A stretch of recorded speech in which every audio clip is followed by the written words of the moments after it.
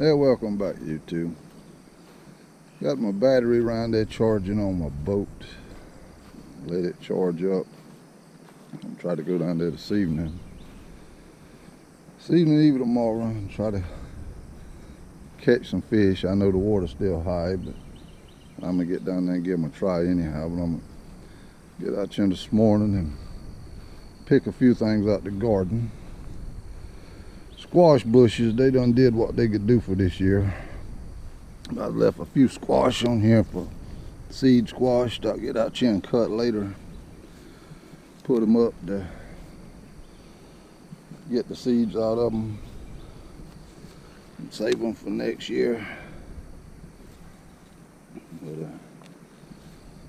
got some couple cucumbers and stuff we could pick, and I picked some of them yesterday evening, but get out here this morning and pick a few more. And the cucumbers start coming off, they have to pick them about every day. What ones has made it this year, but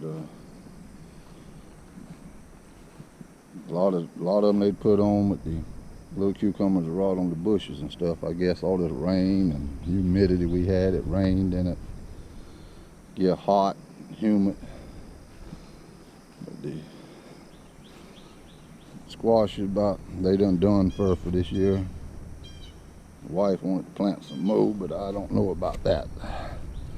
But I'm gonna get some of these seed squash off of here and put them up.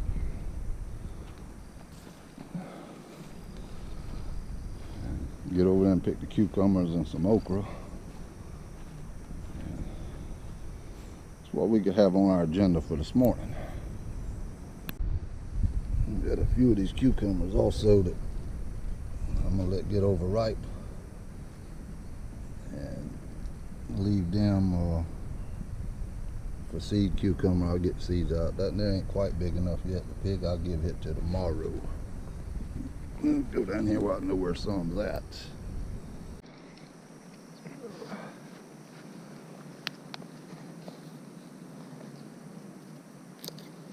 Good long straight cucumber.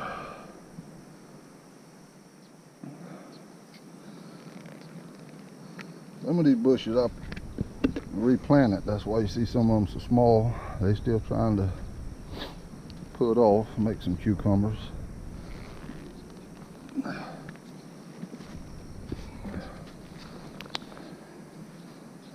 Little bush ain't got a nice one hiding under it.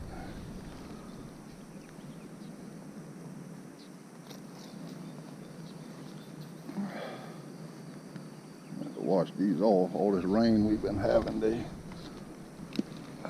full of sand. Turn that one over where you can see the good side of it instead of that white side shining. Ha ha.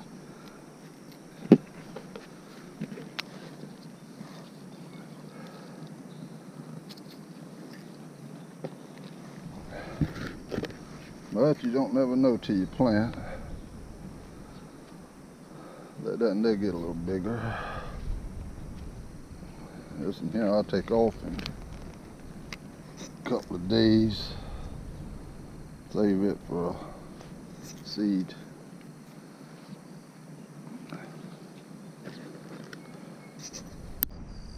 And we'll check on the watermelons while we out here. Watermelon vines, they running all the way over here into the cucumbers. I'm telling you, I grew a healthy crop of crabgrass and nutgrass this year. I can grow that now. Got all kind of little small watermelons coming on the vines if they'll just make their way. Got I planted a crimson sweet. Sugar baby and Charleston gray and Congo. But, Congos is the last one to start coming on the vines. Sugar babies, they come out first. Some of them I'm hoping to be ready to pick by 4th of July. Them little sugar babies, they hard to see in this grass.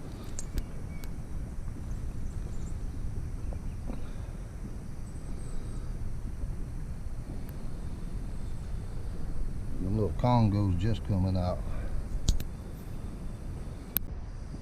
Got a little sugar baby there, sugar baby there. Charleston gray, a little Congo over there. Charleston gray, they're growing kind of fast. They were a good bit smaller than that yesterday. Trying not to step on the vines out here. That's the problem. And all this grass and these weeds, these vines run everywhere. Yeah, them sugar babies should be ready to go by the 4th. Got one there, 2, 3, 4. But they all in this grass. And the crimson sweets. But yeah, I'm hoping to have want to grow some of them, hoping that some of them Congos will make it. So I want to see the wifey. I don't know if y'all seen the video last year. I posted called a Filipino wife versus a Congo watermelon. I laugh at her trying to get that Congo up. I'll pick some okra here in a second. That Congo here, it was one of the first ones, Charleston gray. It was one of the first ones to come on, but it's been that size for about a week, so I don't think this will get much bigger. But I got some smaller ones still coming on. We're fixing to pick us some of these okra. We just picked them the day before yesterday, and now about every other day we having to cut some. Try to get up under here where I can get to this okra.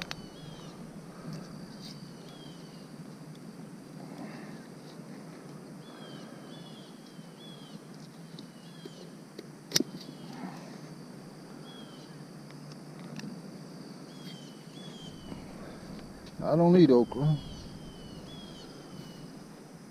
but I still like to put them in my butter beans when I cook butter beans. Mama, little boy mama used to do that all the time. I can eat that, not like butter beans. I can eat them butter beans with them okra in it. These little small ones.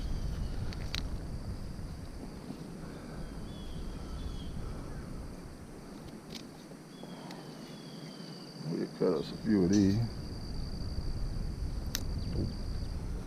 Big one here.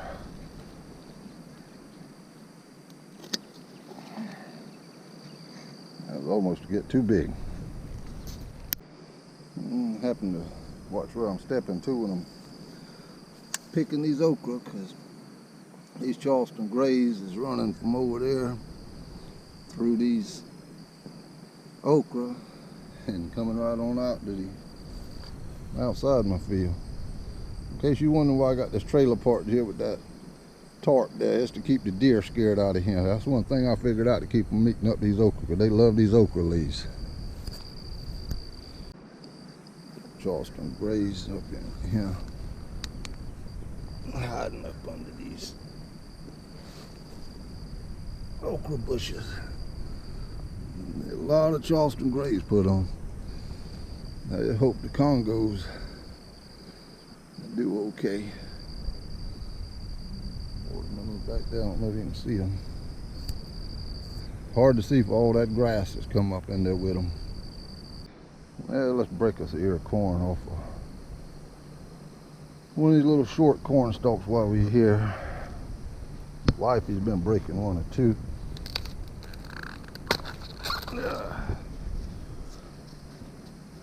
They ain't too big of ears, and corn stalks didn't get that big. Let's see what she looks like.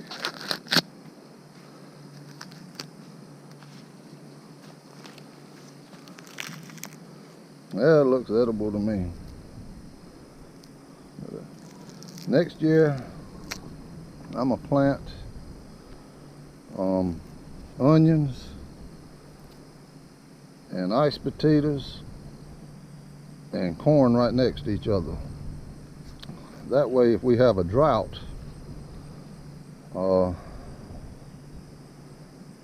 the onions can irritate the iced potatoes and make the iced potatoes cry.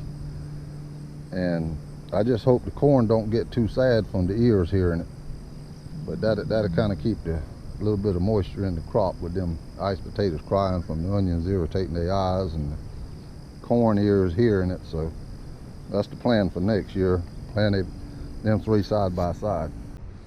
There goes the watermelon that's coming along pretty good.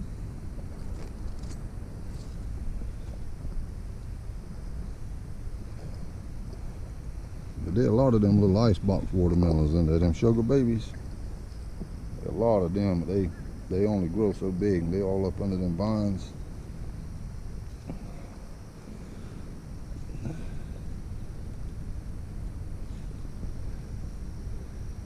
And little watermelons still putting on different places. I like to eat the Charleston gray, but I love to grow them Congos, and Congos taste good too to get so big. But them Charleston grays, they get to be a good sized watermelon too now. But they take on more weather and the meaty do. And Charleston gray will put on more and take the weather and seem like they resist disease and all that better to me. She got one of her. She took some of her peppers out the pot and brought that in the field and planted them. They look like they trying to come back. They wasn't doing too good in the pot. She got out here last week and planted some sweet potatoes. They starting to grow. I put fertilizer to them with that. We've been having some heavy rain showers and some high winds. You know, we used to get thunderstorms, but winds and some of them been 40 and 50 miles an hour. And it's, I mean, pouring down. But she got out here and planted a cabbage. It one cabbage she bought it at the store and saved part of it somehow or another and come out here and planted it, and it's growing. Then she's got her cassavas planted. Now, I don't know nothing about cassavas. I think she said you eat the roots and the leaves off of it when it gets big enough. But that's one of the Filipino things. Her turnips, she's saving some of them to let the seeds get on them, where she'll have seeds to replant with the turnips. And I don't even know where she got the carrots from. She's letting the carrot seed out where she can get the seed for the carrots to plant more of them next year. This is her trellis. She got her beans on here. The beans is running. Some kind of Filipino beans that they plant, or Asian beans or something. But there's her bottle gourd. And she got one planted called a bitter gourd. I think this one may be the bitter gourd. I don't see it putting any on yet. But these beans, she must be done picked the bean off of it. Make a long red bean. There's a little one. That little long bean right there. She'll pick them. They get long like a string bean does or something, and then they put out.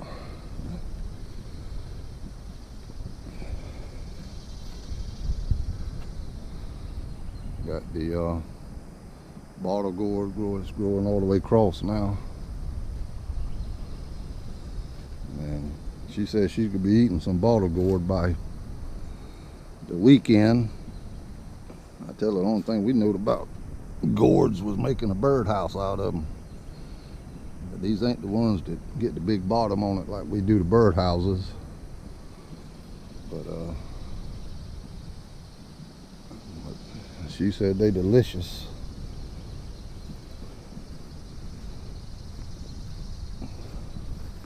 And she said this is a different variety of gourd here. It's a long gourd. I can tell it's long. Anyhow, that's her trellis and her growing place that she got her stuff growing at. It's getting thicker and thicker and running more and more. Anyhow, I better show her garden that she's got around my doorstep, around our doorstep. While I'm out here, she'll ask me why I didn't get a video of it. This is what she got growing around the front door. These are the other type of running bean that what she has. This one's green. They get real long, but she says they got to fill in, the beans will fill in like a string bean or a pea. I told her, I said, you do know we have what you call copperhead around here, and we keep cleaned up around the doorsteps. Anyhow, she loved the plant. That is what they call a calamansi. Calamansi, or something like that.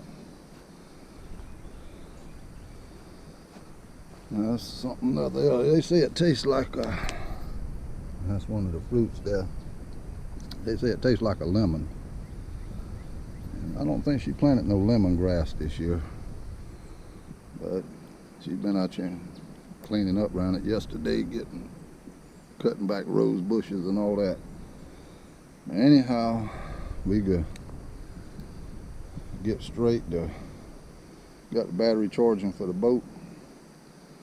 Might not catch no fish. I ain't even been down there to the river the last few days to check on it, but we'll find out if anything will bite or not when we get down there. But anyhow, I just thought I'd bring you an update on the garden. Hope you enjoy your weekend.